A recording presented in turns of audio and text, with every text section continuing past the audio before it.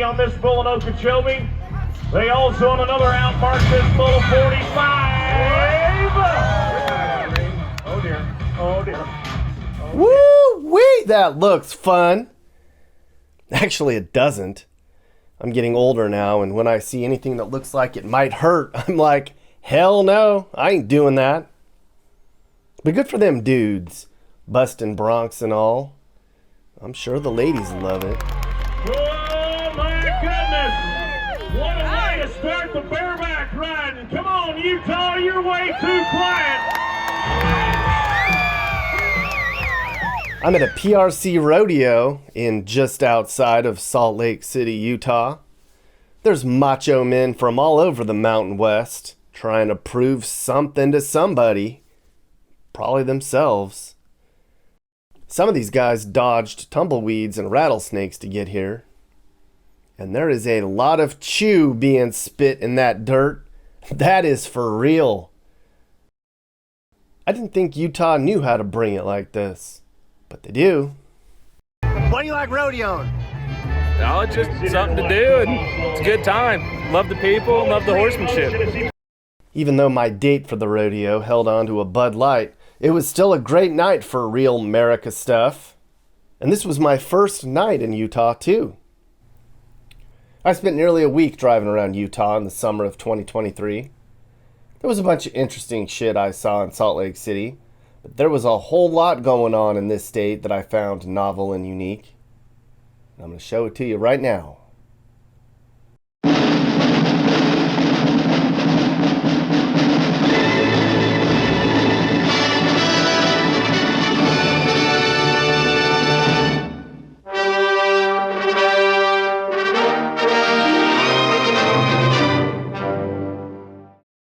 That there is the headquarters for the entire Mormon Church.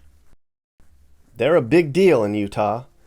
They think 2 in 3 people in this state go to one of thousands of LDS churches here. That's the stereotype of Utah, that they're a bunch of conservative, no-smoking Mormons. I'd say a lot of that's true. In some parts of this area, I saw churches on every block. I also saw what Salt Lake City thinks is a homeless crisis in their downtown. It's not that bad, but for Utah people, it's bad. The state suffers from an affordability problem because half of California just moved here. But these look like bums to me. I don't think these people just recently lost their jobs or anything. You know what, buddy? Jesus is the only way for me to find.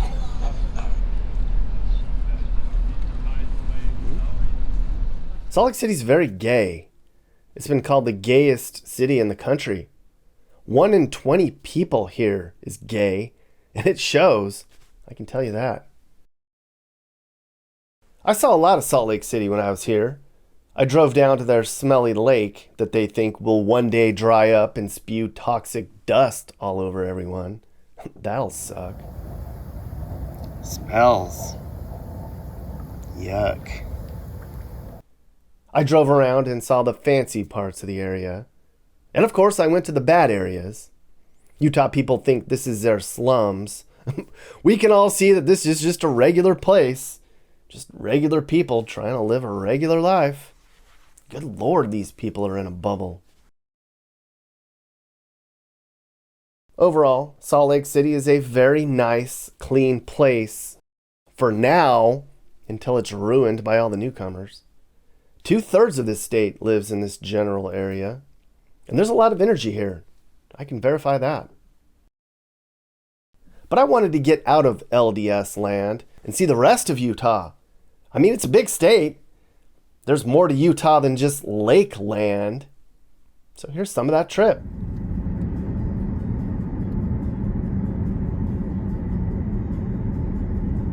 So most of what I saw in Utah was directly south and directly north of Salt Lake City in this general area of the state. I missed the ski resorts and St. George, but I think I got a pretty good feel for the lay of the land. As I left Salt Lake, the sprawl started to fade away.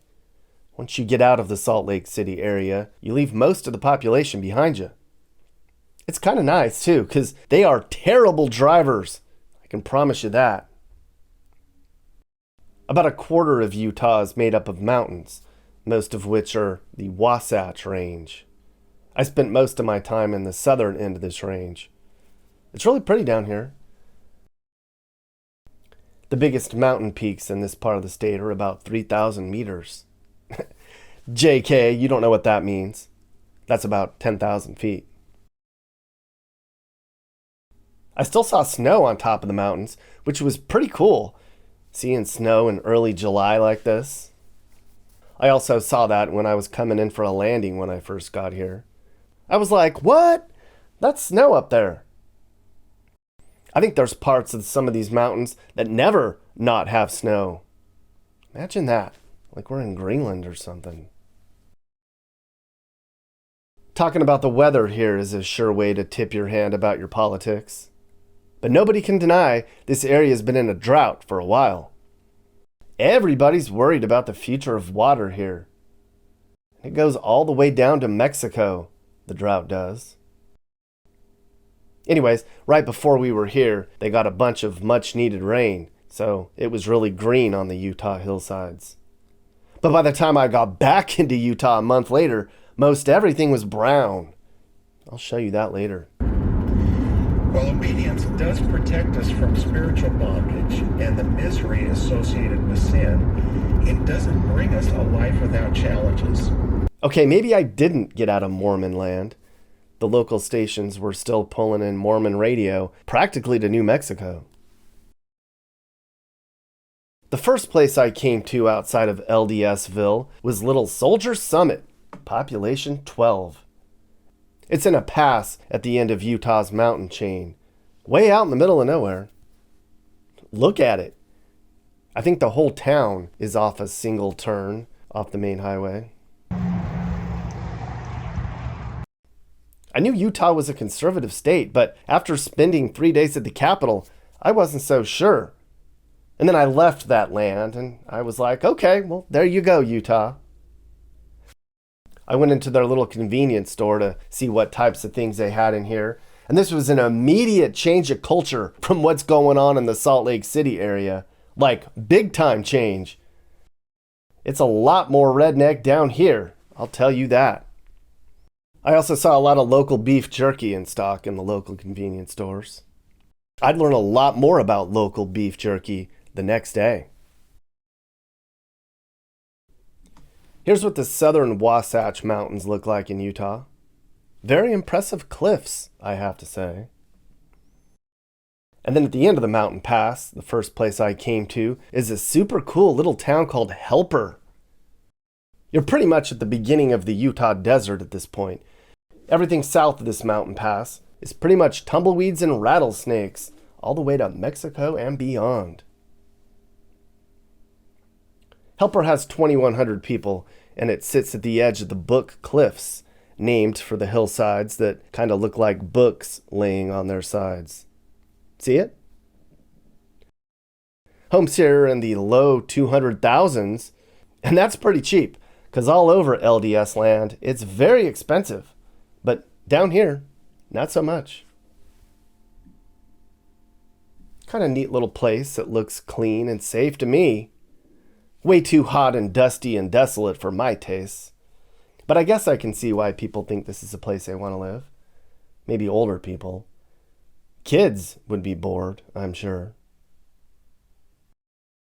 Helper has a neat story. The whole town thrived on coal mining, and then the railroads were a big deal. But you know the story. That stuff went away, and the entire Helper downtown was boarded up for years. It's like that all over southern Utah. Former railroad and mining towns that went kaput. But then about 20 years ago, Helper officials started to unboard all the buildings downtown. And they were like, oh wow, all these buildings are in great shape. We should do something with all this. So they put their heads together and they decided to invite artists and entrepreneurs to come into town and open up shop. And a bunch of them did.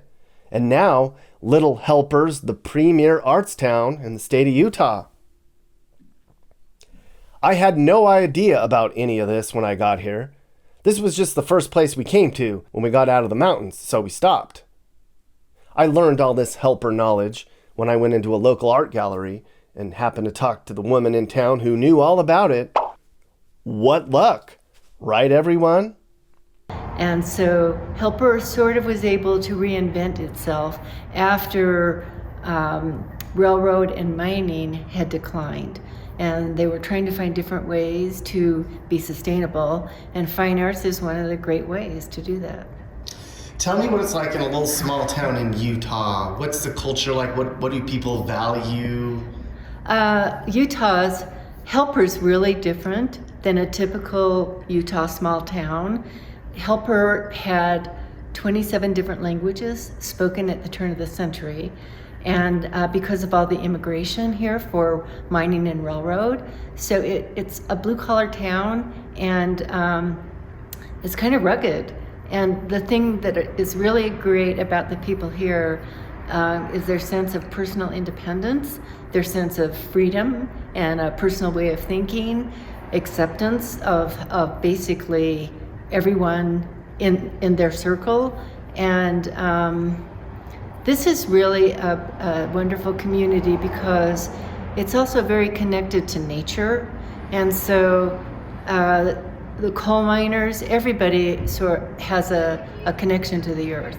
And you know, it's surrounded by the Book Cliffs, so it makes it special just in the way that it's settled. There's the river, and then Main Street, and then the tracks, and it's been a little bit organic, so it's not a typical Utah settlement. I talked to the right person. A thriving arts community way out in the Utah desert. Who knew?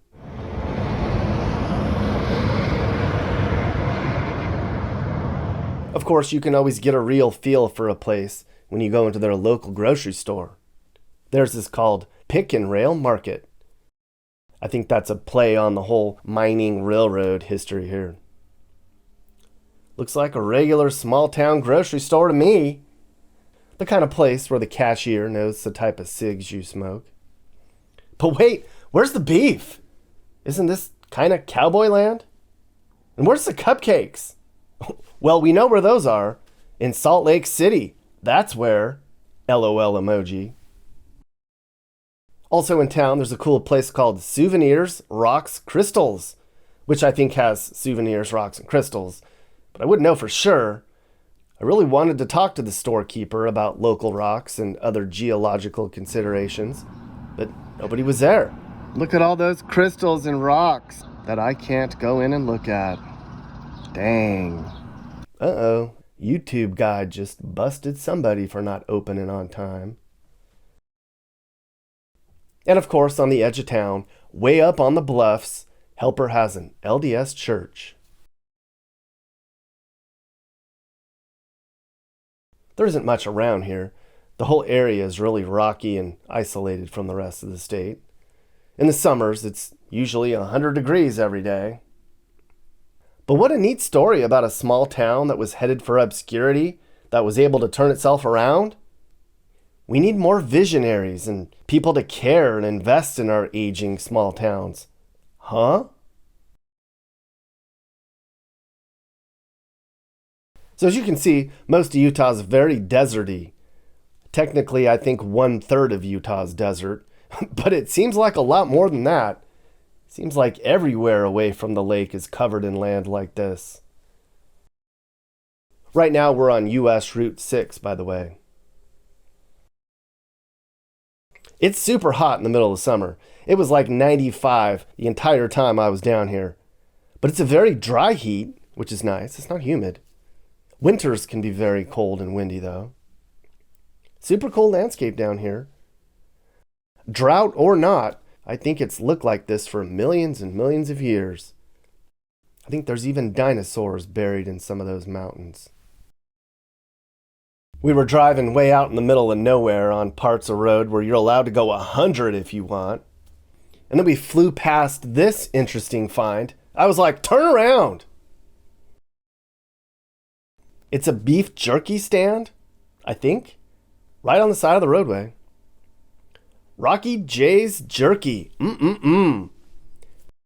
They set their little stand up at the abandoned gas station in a place called Woodside, which is now a ghost town. The whole area was once a settlement beginning in 1881, and at one point there were 300 people here, but not anymore. There's nobody around now. It is quiet out here. Middle Utah. Maybe 45 minutes from Colorado. Well, I wanted some jerky, but not from here. I was about to leave, and then finally the Rocky J's dude came out of his trailer. Turns out this is actually Rocky J's dad, everyone. Extremely hot, but it's pretty quiet, especially about sunset and stuff. So I like it. I come from bigger cities and moved out this way. We bought a house about 6 years ago and it's $45,000. Now it's worth about $100. Are people moving here from other states? Yeah, retiring and stuff. The town of East Carbon up on the foothills. Yeah. DA mark on it to make it legally to sell. Yeah. Where do you shoot? Where do you get all the buffalo meat? Oh, I'm not sure. Everything's raised on ranches and farms. Okay. That's part of the keeping a good eye on it all. They have an inspector that works at the butcher shop almost daily. Well, hey, jerky sells, man. Good for you. Yeah. What's your best seller? Probably original elk. Original elk. Now that is some Utah right there, huh? Yeah. It's hard to find. You can't hardly buy elk jerky or buffalo. Yeah. Neat guy. Interesting lifestyle. Hot as heck in his office, though, I bet. Rocky J's dad said people that stop for jerky tell him he has the best office view they've ever seen. He told me, I'd rather be on top of the mountains than down here, though. I hope you find your mountain happiness one day, Rocky J's dad.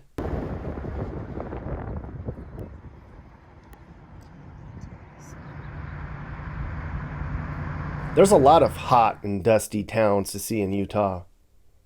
I came upon Little Price, Utah, population 8,700 and going down. A lot of these places in Utah are not very diverse. They're like 90% white and 10% Hispanic. That's really it. This place was named for William Price, a Mormon bishop who explored the area back when the Mormons were making their way into Utah in the 1860s. There was a lot of coal in the area hillsides, so the town grew quite a bit. There's still a lot of coal in the area. They think there's enough coal in these hills to sustain digging for 3 or 4 more decades. That is, unless we stop using coal. I mean, there's plans to stop using coal plants in Utah at some point soon and move over to nuclear. Folks here in Price live average lives and bring in average salaries for the most part. But it's cheap. Most stuff in town is under $300K these days. And that's just crazy that that's considered inexpensive at this point. Just not a lot of people want to live in Price, Utah, I guess. Here's what their neighborhoods look like.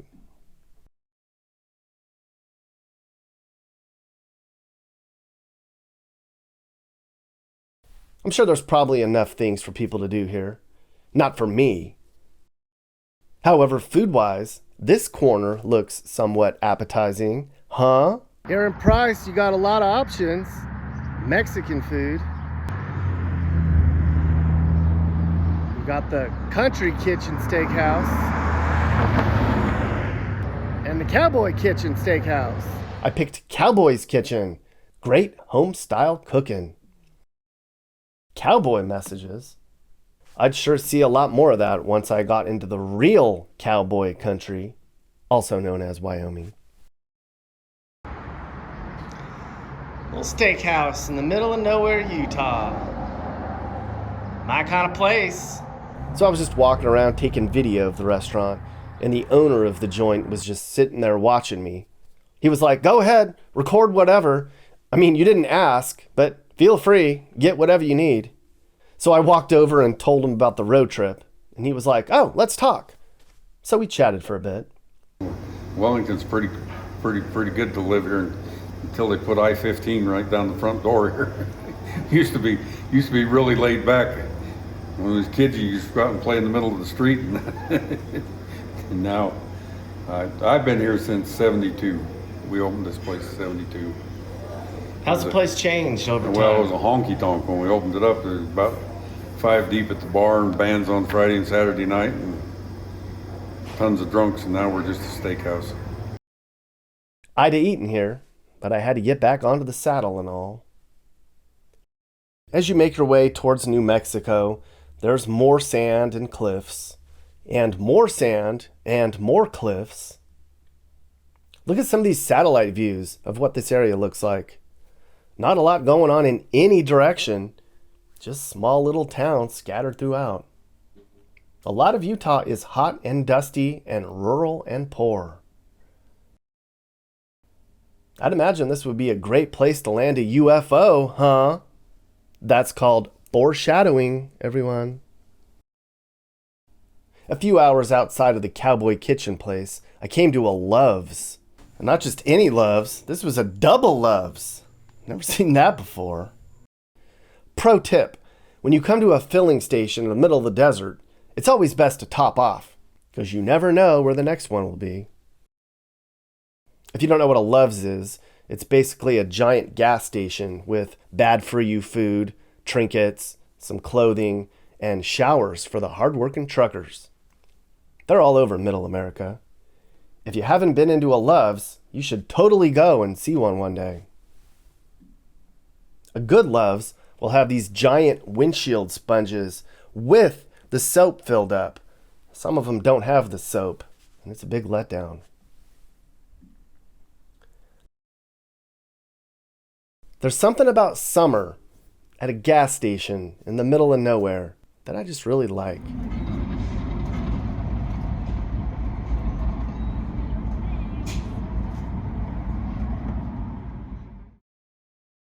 So at this point, I was at the far reaches of Utah land.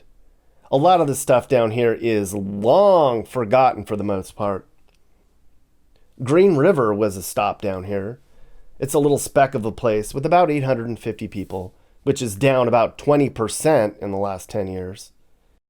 At that rate, in 50 years, there won't be anyone left here.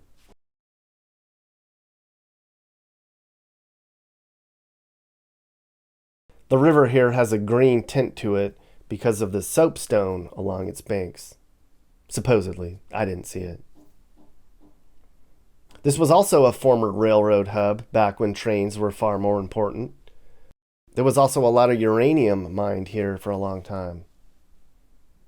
But today it's not thriving at all. A lot of it's has-been land. There's abandoned motels and old banks and whatever this was. In town, I stopped at a place called Ray's Tavern. It looked like a neat joint to throw back a bottle of suds in between stops. Place for everyone. But instead, I asked for a quick shot of whiskey. And they were like, "You can't order liquor here unless you eat something. You want something to eat?" I was like, "I can't just get a shot?" She looked at me like, "Duh. That's just how it is." I don't think she's left Utah before. Green River is also known for growing melons, and they have this in town, the world's biggest watermelon slice. Kinda very impressive indeed. Cool. So I mentioned aliens. This all looks like a place where an alien would want to land, doesn't it? Well, it is. On the edge of Green River is a famous place called Jackass Joe's UFO Jerky Area Stupid. Now, this place is a trip. It's a roadside attraction that plays up to all the tourists who come to the area because of the outer space stuff that goes on here. We're on the southern side of the Wasatch Mountains, and behind those hills is where Skinwalker Ranch is. You should look that up. It's kind of a popular show on the internet. Apparently, there's all sorts of flying saucer activity that happens on the other side of those hills. Anyways, neat place. They have all sorts of oddities inside. Like they sell this stuff called poop. Sasquatch poop, moose poop, bear poop. I think it's candy, but I didn't try it. I should have, though. Darn it.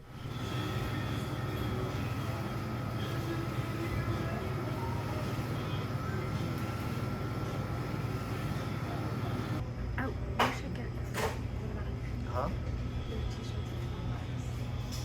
Do you want one? Do you need a useful one? Oh, I can only imagine the weirdos that pop by this place in the middle of the night. I'd like talking to them. Most people would not.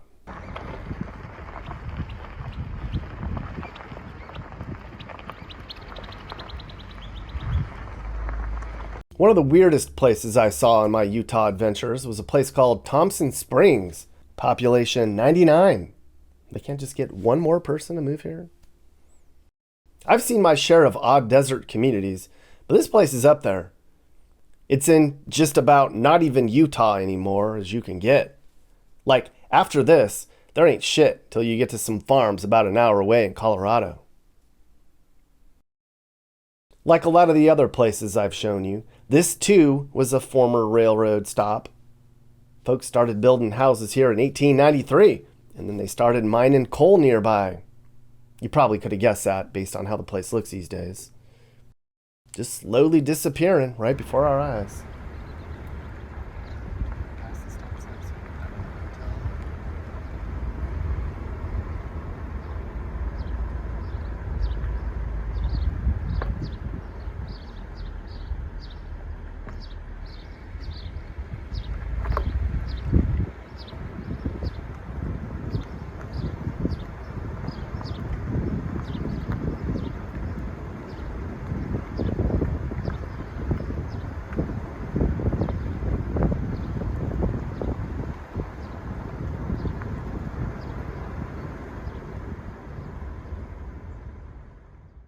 But it looks like you could just show up here and stake a claim, and I don't think anyone would even notice.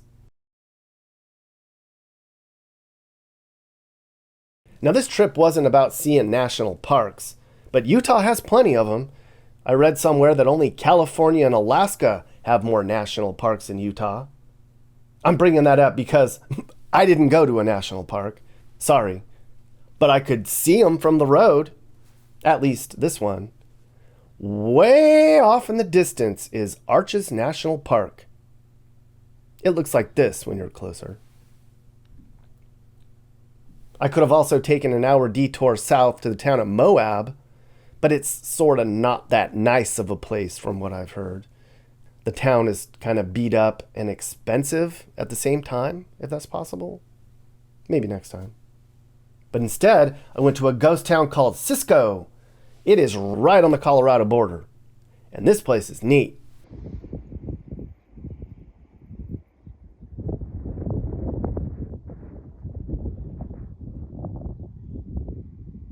Cisco started out as a saloon and water refilling station for the railroad back in the 1800s.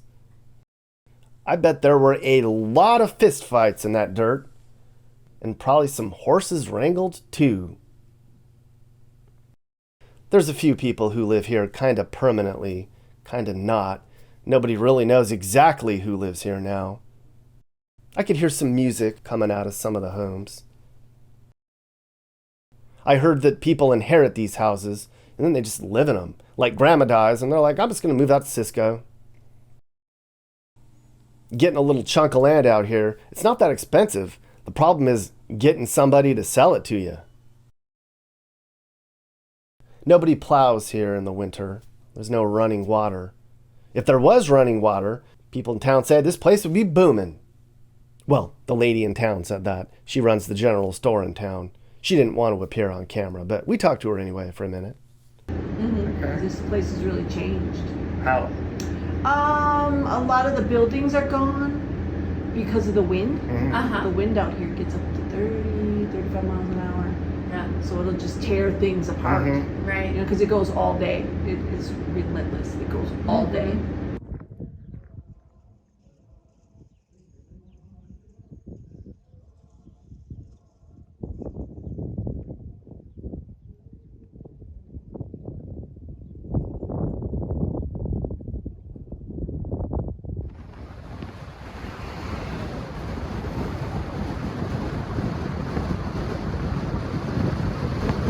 And finally, after 29 days, I made it all the way back to Utah. So everything I showed you before was on the southern side of the sprawl, and then I took almost a month to kind of wind my way back up to Idaho, and then came down the northern stretch right here. So for the most part, this part of Utah, I took the back roads instead of the 15. The northern stretch of Utah is a lot more green than the desert areas I saw on the south side of Utah. There's a lot more trees and farms up this way. And by the way, the Utah road signs all have a beehive on them. That's because this is the beehive state. It's on the state flag too. It's because Mormons are industrious and work together, I think. Anyways, you see a lot of bee references everywhere in Utah. A lot of the northern part of Salt Lake City burbland is more sprawl, like what I saw in Provo and Orem, just less nice and not as fancy. This is Logan, Utah, population 55,000 and going up every minute.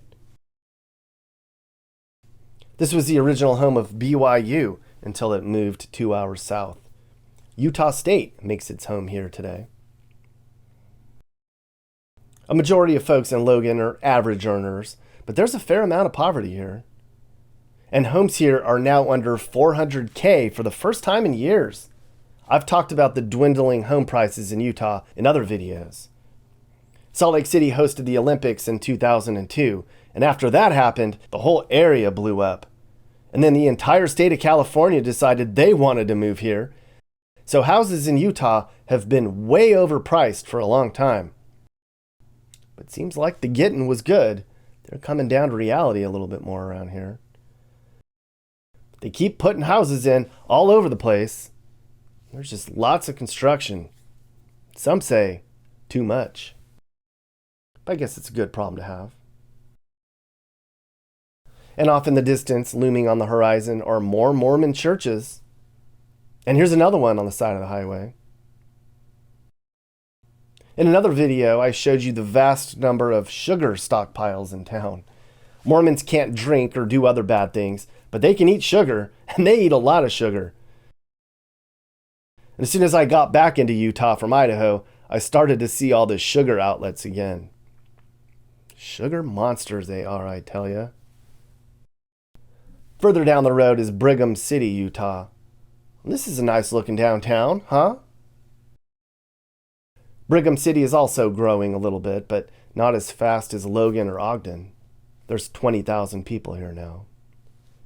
The place was named after Brigham Young, as you probably guessed. This place made a lot of money in the aerospace industry, although a lot of those jobs have left the area. And houses have dipped below 400,000 here too in the last few years.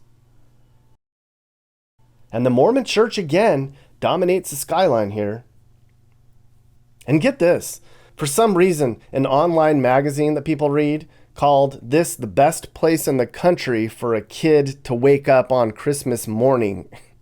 How in the world do they measure that? Stupid internet rankings. Did you know Mormons believe marriage lasts forever? I did not know that. Well, that's great if you're happily married, but what if you can't stand your spouse? You allowed to get a divorce? No, and you can't drink or gamble or have an abortion here either. For being a conservative state, there sure are a lot of rules here, Mappy. And now for my final notable stop on my Utah trek. This is Ogden, one of the bigger cities in this part of the valley. I would describe it as a more successful version of Logan. It's been called one of the best small cities in the country by various publications. Apparently it's very safe here, but getting more shady as the bums make their way into town from Salt Lake. Downtown Ogden's actually pretty nice. Everything is so clean and tidy in Utah, I tell ya.